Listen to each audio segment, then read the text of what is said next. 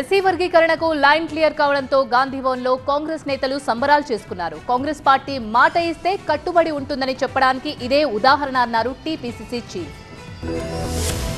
SC వర్గీకరణకు సంబంధించిన నివేదికను అసెంబ్లీలో ఆమోదించడంతో గాంధీభవన్లో సంబరాలు అంబరాన్నంటాయి. ఎస్సీ వర్గీకరణ విషయంలో కాంగ్రెస్ నిర్ణయం చరిత్రాత్మకమన్నారు ఏఐసీసీ కార్యదర్శి సంపత్ కుమార్. కాంగ్రెస్ చిత్తశుద్ధికి ఇది నిదర్శనమన్నారు. రేవంత్ మొదటి నుంచి ఎస్సీ వర్గీకరణకు కృషి చేశారన్నారు. న్యాయ సాంకేతిక సమస్యలు రాకుండా వర్గీకరణ చేశారన్నారు.